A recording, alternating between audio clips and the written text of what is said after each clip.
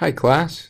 Today we're going to jump in and introduce you to some basic topics and subjects related to seismology.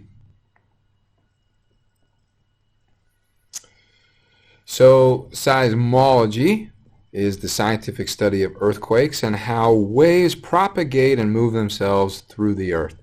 So seismologists are kind of like people who are interested in acoustics. It's how waves and energy are moving through a medium.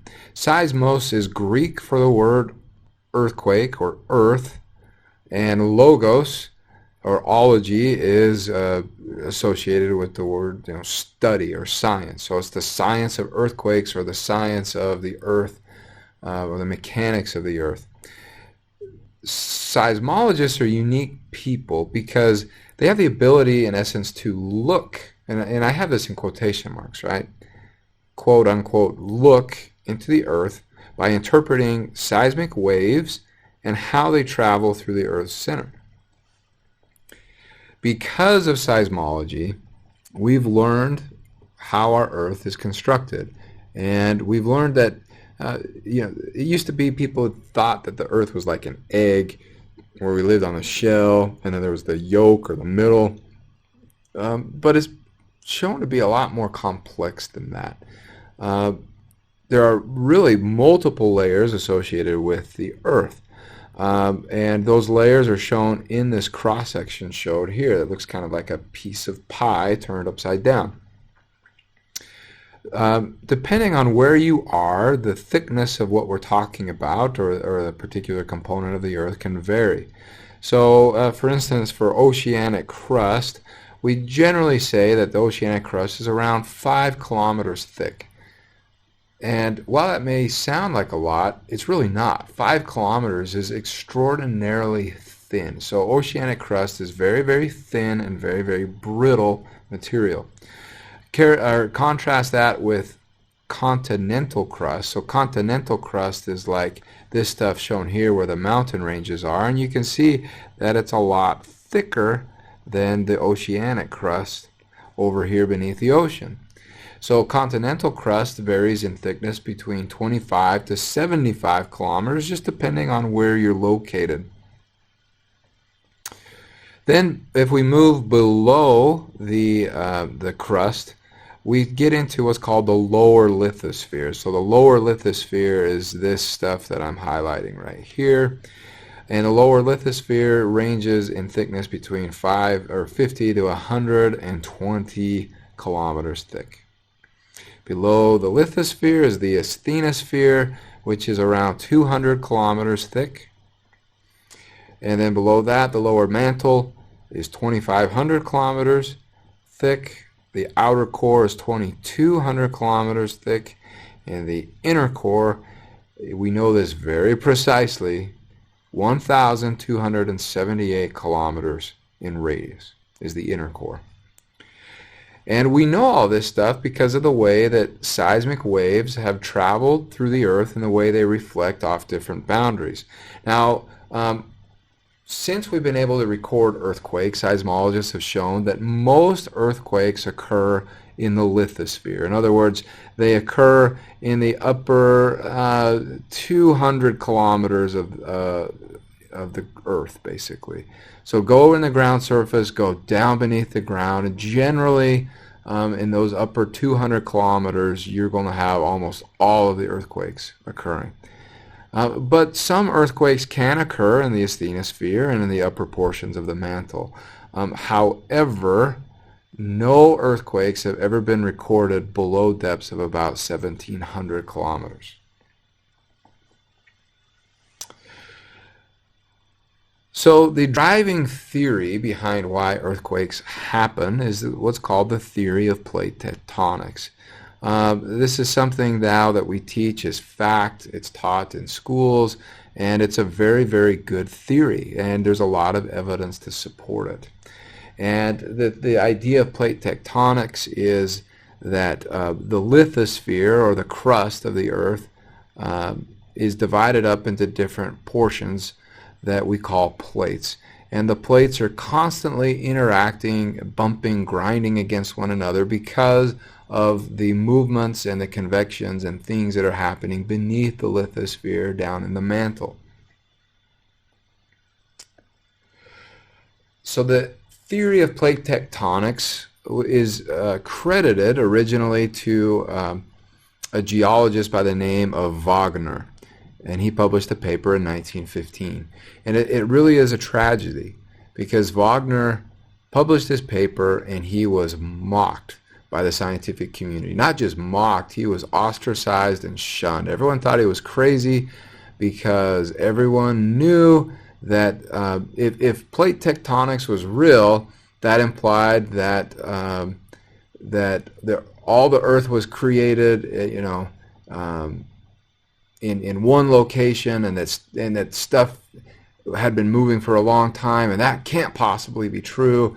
And so basically the scientific community called him a fraud and a freak, and it ruined his career. And he died not too many years later as a discredited and a poor scientist that nobody believed.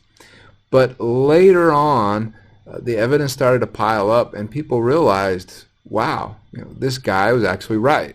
And the things that he was indicating sound reasonable and seem to explain different evidences that they're seeing. So based now on modern theory of plate tectonics, we know that we have 7 we call major plates. These are very large tectonic plates, and these 7 plates are the Pacific Plate, the North American Plate, the Eurasian Plate, the South American Plate, the Indian-Australian Plate, the Antarctic Plate, and the African Plate. So take a moment, pause the lecture, and go ahead and write these down in your notes. Okay, you should be back now after you wrote those down in your notes. In addition to the 7 major plates, we also know that there are 7 minor plates. So these are smaller plates that are still kind of under debate. People aren't really sure where the boundaries are, and so they've kind of created their own category for these types of plates. And we call these plates the Juan de Fuca Plate, the Caribbean Plate, the Nazca Plate, the Cocos Plate, the Philippine Plate, the Arabian Plate, and the Scotia Plate. So as I mentioned before, I'll go ahead and pause and write those down, and you can unpause when you get your notes finished. So like I said before, the theory of Wagner was mocked all the way until the 1960s.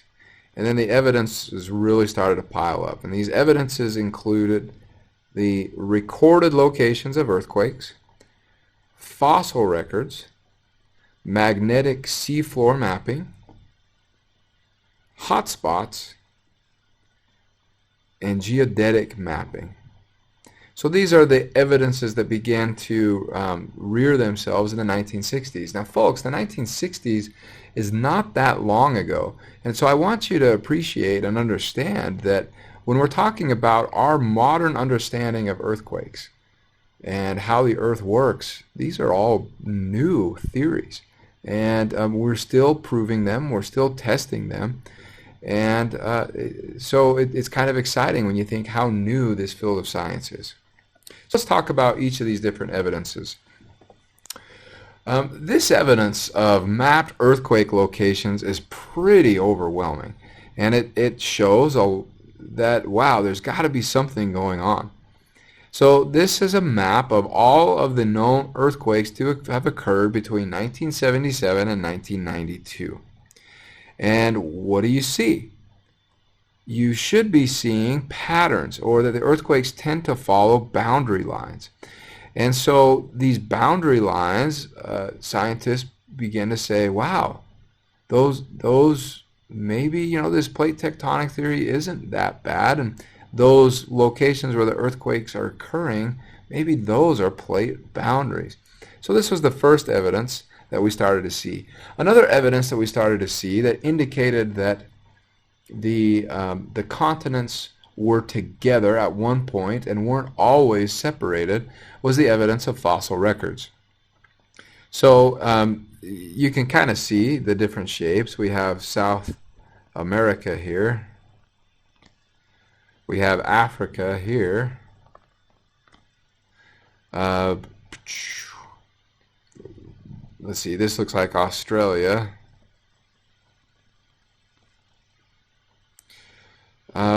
This is Antarctica.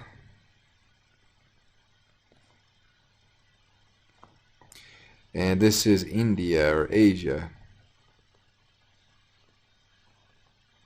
Okay, so we have all of these different continents here, and what we see is, or what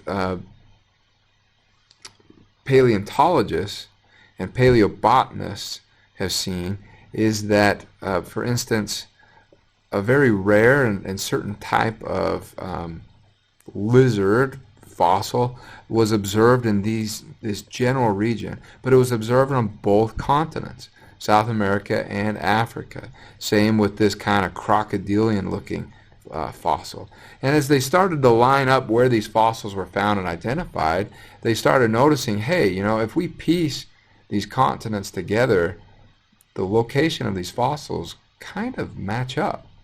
And so that began to be kind of an interesting evidence. One thing I find really interesting is that even in 1915, when the scientific community mocked Wagner for saying that the continents at one point had been together and that continental drift had occurred, isn't it neat to know that we have enlightened knowledge and that the scriptures tell us and have told us for a long time that all of the earth used to be together and that we had one mass of earth, and now, you know, we have the different continents. But it's kind of neat that we have that enlightened knowledge. Evidence number 3 is that we have magnetic seafloor mapping. So this really stemmed from World War II. And what happened is the different militaries wanted to map very accurately the seafloor canyon, so their submarines could sneak around and lurk and, you know, strike if they needed to. This was more, you know, a Cold War kind of thing. And so they started mapping the seafloor with all different types of instruments, including a magnetometer. And when they started looking at the magnetometer records from the military, they started seeing some very freaky patterns. So every ocean has what we call a mid-oceanic ridge or a spreading ridge. This is like a mountain range that runs right down the middle of the oceans. And when they started mapping the seafloor, they started noticing patterns of polarity. Now, you may or may not be aware of this, but the polarity of the Earth, if I draw the Earth and, you know, up here in the top of the world we have north, and down on the bottom we have south, and compasses point towards north. There have been periods, many periods in the Earth where these poles switch. And north is actually in the south, and south is in the north. And then the poles switch back again, and what we've seen are over, you know, hundreds and thousands of these polarity switches in the history of the Earth, is that when new magma comes out of these spreading seafloor ridges, the new magma is rich with iron. And if you played with magnets as a kid, you know that iron is very magnetic. And so guess what happens in the magma when it comes out of these spreading ridges? That's right. The iron lines up according to magnetic north. And so when they would run these magnetometers across the seafloor, they would see patterns where all of the iron was aligned in a certain way, but it was similar on both sides of the mid-oceanic ridge. And what that implies is that over time, as magma is coming out, it's pushing the oceanic ridges in both directions equally.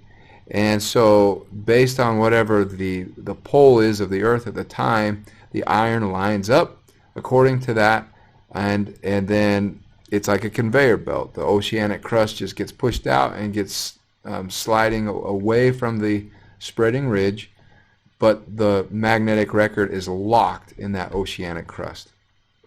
So again, another evidence of seafloor spreading or continental drift that's going on. Evidence number 4 is what we call hotspots. Now there's certain locations in the earth that we know for whatever reason the mantle is very, very close to the crust of the earth. And in these locations they tend to produce lots of volcanic activity. One of these hotspots, for instance, is the island of Hawaii. So if we look at a map of Hawaii, and not just of Hawaii, but just a map of the seafloor chain around Hawaii, we tend to see, there's the big island right there that I'm circling, but you have the Hawaiian chain, and it spreads for hundreds, if not thousands of miles out. But the chain turns, and we have underwater mountains. If you follow this, it doesn't take a rocket scientist to see that this chain of mountains kind of makes a line, and they stop at Hawaii. Why do they stop at Hawaii? Well, because guess what's below Hawaii? The hot spot. And the hot spot is what's producing all the volcanoes on Hawaii. And that's why the big island of Hawaii is the most volcanically active. As you move away from the big island, the volcanism gets less and less and less. And also the islands get smaller and smaller and smaller because they're eroding. They were formed longer ago. They were formed when that portion of Hawaii, or the chain, was located over the hot spot. So what is now the big island, someday, way in the future, maybe 3 or 4 or 5 million years in the future, is going to look like that. And there's going to be new islands being formed. So that's kind of a neat. The one interesting thing is that Yellowstone happens to be the hot spot that's closest to you right now. The caldera of Yellowstone is a super volcano, and we know that it happens to be a hot spot. So all of those evidences that we just talked about, the last 4, are pretty convincing. But the nail in the coffin is what we call geodetic surveys. So this is where now we use technology to get an independent frame of reference that's above the earth and that we can measure within centimeter or millimeter accuracy movements of the earth itself. So we set up these very high precision GPS trackers, and we just watch them. And as we've done this and we've monitored the movements of these trackers, these arrows on this figure show what we've observed.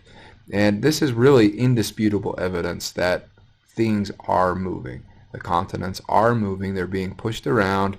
And so we don't really dispute the theory of plate tectonics anymore. In fact, a lot of people are pushing to say it's not a theory anymore, but it's a law or it's a fact. And that's really hard to do in the scientific community, so we still call it a theory, but the evidences are really overwhelming that it is indeed a real thing. So moving on from plate tectonics, if we have plates that are bumping and grinding against each other, there's different types of boundaries that are going to exist between these plates. And there's 3 types of boundaries that we're going to talk about. One type of boundary is what we call a transform boundary. One type of boundary is what we call a transform boundary. So these are boundaries where the plates are just grinding past one another. One's not moving up or down relative to the other.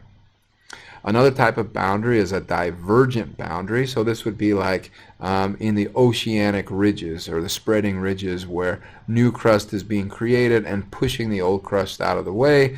And then we have convergent boundaries. So these would be like the mid-oceanic trenches or like the Cascadia subduction zone, where we have one boundary that's being pushed or subducted beneath another boundary which is riding on top of the previous boundary. So these are the 3 types of boundaries: transform, divergent, and convergent boundaries.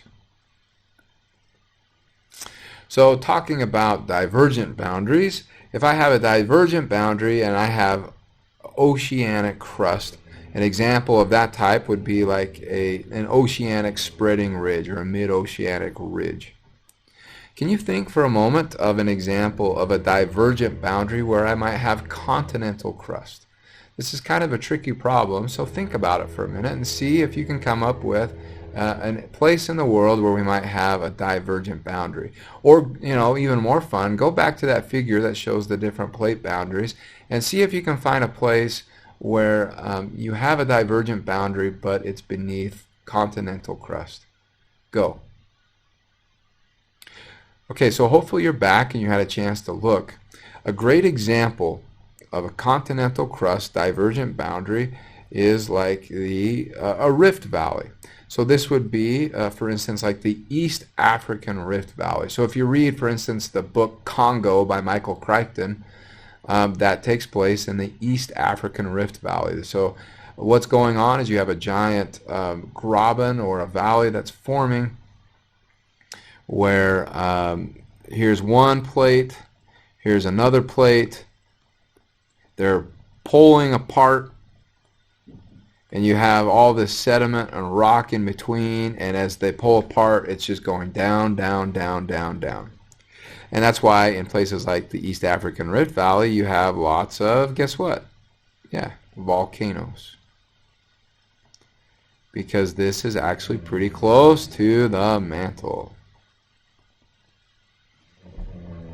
Okay, let's talk about convergent boundaries. So think of an example of a convergent boundary that's oceanic and continental crust. That would be like a subduction zone, so maybe like the Cascadia subduction zone. What if you have a convergent boundary where you have oceanic and oceanic crust converging?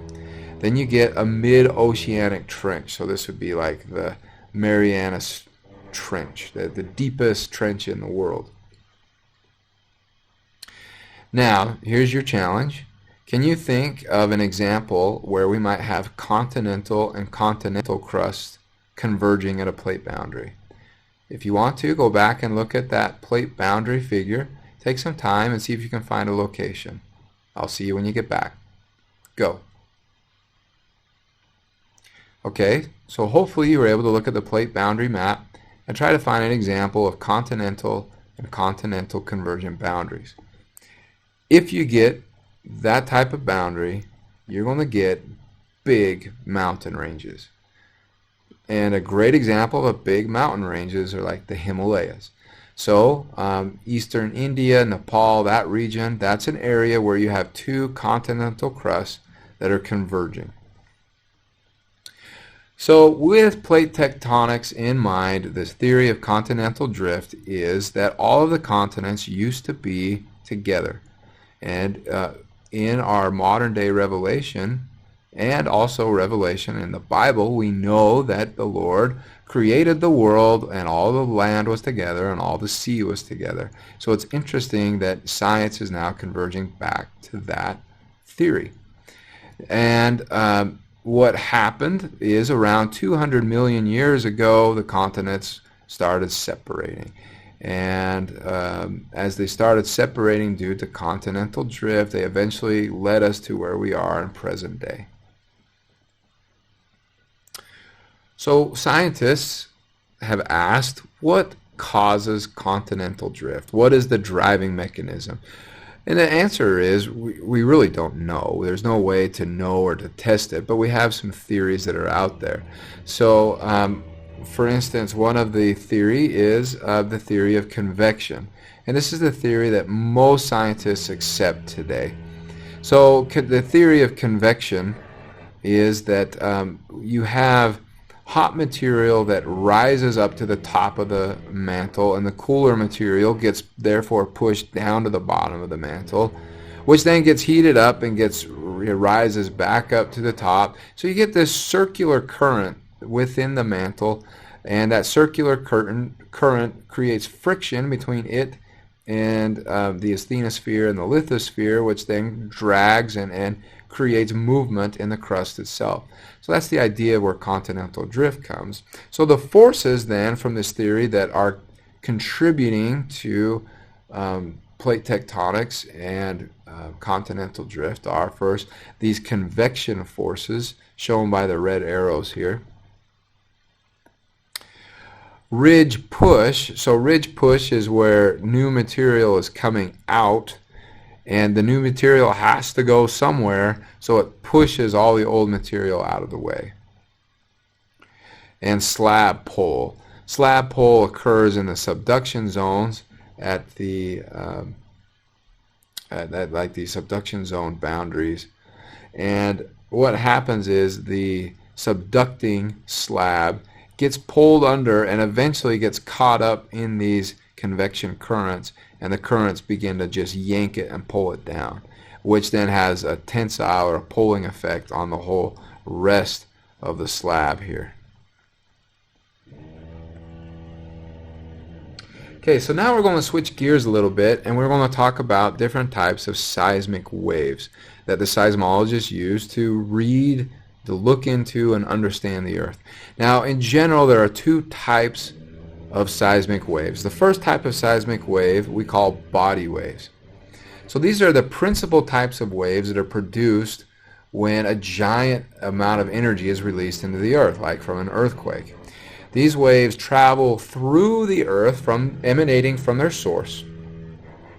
And they can also be produced from any other types of events that release large amounts of energy, like volcanoes, mine collapses, atomic bombs, or asteroid collisions, anything you can think of that produces a large release of energy on the Earth. The second type of waves are what we call surface waves. Now, surface waves are generated from body waves, but they're altered because of the physics and the shape of the Earth. When the body waves reach the surface of the Earth, the waves then change shape and form and begin traveling and emanating around the Earth. Kind of like the same thing that happens when you ring a bell. The waves start ringing around and around the bell itself, and that's what gives you that ringing sound. Surface waves are like that. So they're seismic waves, body waves, that get trapped at shallow depths and travel around and around the crust. So instead of traveling through the Earth, these types of waves travel around the Earth, around its perimeter. Think of it kind of like ripples on a pond. So, anytime you have body waves, you're going to have surface waves as well. So if we look at the shape or the types of the waves, then if we look at body waves, the first type of wave is called a P wave. So a P wave is essentially a compression wave. So if you think of a pulse of energy that goes out, it's just going to brute force push the material, which will push the material next to it, which pushes material next to it. So it's like a pushing wave or a compression wave. So when you have a compression wave, it's similar to a sound wave, because that's what sound is. It's just a compression in the air of air particles. So because it's a compression wave, it can travel through all different types of media, including fluids and solids. And you can see I have here different P wave velocities through different types of material. P wave velocity is characterized by V for velocity, and then it has a little subscript P. So you can see P wave velocity through air, 0.3 kilometers per second. Compare that with P wave velocity through rock, which is a much denser material, 3 to 8 kilometers per second. The second type of wave is a S wave. So an S wave is like a shear wave. So instead of a compression wave, this is a wave of shear stresses that are traveling through a material. And they can be stresses in both the horizontal and vertical directions. Now, because it's a shear wave, they can only travel through solids. Now, S waves, because it's a back and forth horizontal motion, S waves are typically the most damaging type of waves. These are the type of waves that produce that back and forth in an earthquake that can cause a lot of damage. P waves can be damaging too, but they tend to be really quick jolts and then they're done. S waves keep coming and coming, and then they transform into surface waves which keep coming and coming And those are where the real damage comes from. Now, if I compare P waves and S waves are definitely slower than P waves. The shear waves travel much slower than the compression waves do, and you can compare that, for instance, compare the shear wave velocity in rock. Shear wave velocity is V sub s. Compare that with the compression wave velocity. It's pretty remarkable. So the two types of surface waves that we have are called love waves and Rayleigh waves. So a love wave travels a little bit like a sidewinder snake. If you take a moment and go look at a YouTube video, look up sidewinder snake and see how they travel. It's really freaky and crazy, but that's how love waves travel around the Earth as well. And they're formed by the interaction of horizontal S waves and soft superficial layers. So they kind of get trapped at those shallow depths. Now, Rayleigh waves are more like rolling ocean waves. They kind of roll and move up and down. So if you've ever been in an earthquake and you've looked out and you've watched the ground and it looks like it's rolling like the ocean, you're looking at Rayleigh waves, really big Rayleigh waves. And these waves are formed by the interaction of P waves and vertical S waves. So you can see Rayleigh waves are really useful for engineers and for seismologists because we can characterize them really well. They can go pretty deep into the soil or the rock, and we can characterize them pretty easily. And based off Rayleigh waves, we can use geophysical methods to predict the layering of the earth or layering of the soil. So it's pretty handy. We'll talk about geophysics later in this semester. So surface waves themselves, love waves and Rayleigh waves, typically govern earthquake accelerations when you're at distances greater than about 50 kilometers horizontally from the source. So this would be epicentral distance. We'll talk about that in the next lecture. But if you're more than 50 kilometers away from the source of your earthquake, generally these surface waves are going to govern. If you're closer than 50 kilometers, then your body waves are going to produce larger accelerations. So how do seismologists know and interpret what's going on in the earth? Well, we look at reflections and refraction of waves. We can use physics to understand how the various densities of material in the earth are going to curve and refract waves, and based on that, we can determine not only the layering of the earth, but the density of those layers as well. So we know now from seismology that why the earth is comprised of a liquid core, for instance. And it's based off interactions of P waves and S waves. If I have a source here where it says 0 degrees and I emanate an earthquake or some sort of energy release, it's going to produce both P and S waves. And those waves, as they start traveling through the earth, but as they start traveling out and get into shallower and shallower, or not shallower, but less dense material as they travel to the surface of the earth, the waves tend to refract and bend upwards. But you can see the pathway of these different waves going through different instances of the earth. Now, but it's interesting because what we find is that if I have a box, a recording instrument, maybe right over here on this side of the earth, and I know the exact instance when my earthquake occurred over here, there's a zone in the earth where if I'm listening, I don't get any recordings. And we call that a shadow zone.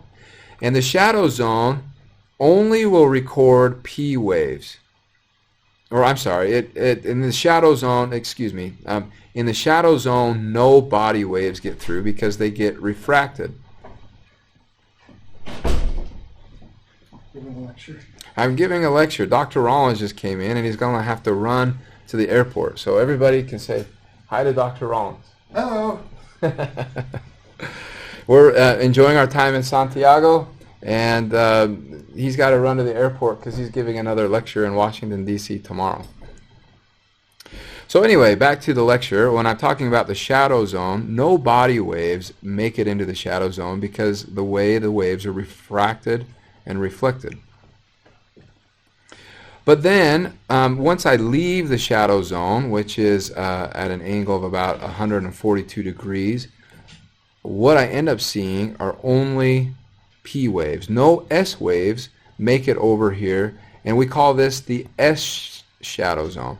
And the reason no S waves make it over there is because the S waves can't get through the liquid portion of the core of the Earth, and so they get filtered out. But the P waves can get through the liquid portion of the Earth, and so because of that, the P waves can travel through and get into the S shadow zone.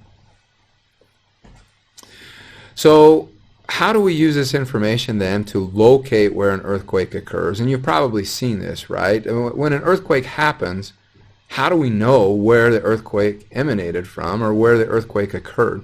So we're going to use a principle called triangulation to try to determine where the earthquake originated from. So if I just look at a single seismograph station, it's going to record the arrival of the various types of waves. So a trained expert, a trained seismologist can look at a recording from a seismograph and can say, he can look at it and say, there's the P wave arrival and there's the S wave arrival, and so they know when these waves arrived at the different stations.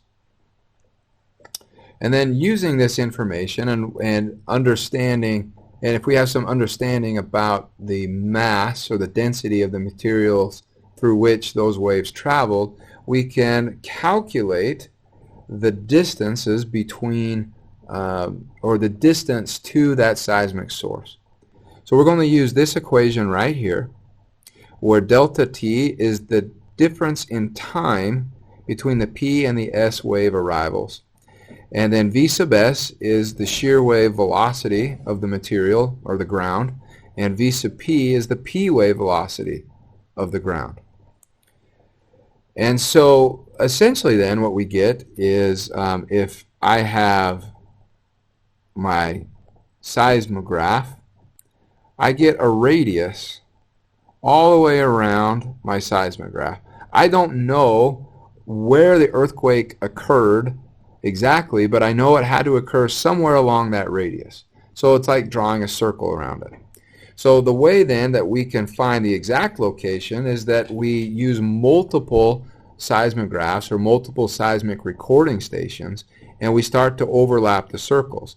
Where all of the circles overlap, that's where X marks the spot. That's where the earthquake emanated from or occurred. So we're going to use triangulation to identify the location of the earthquake. So we need at least 3 recording stations to do this.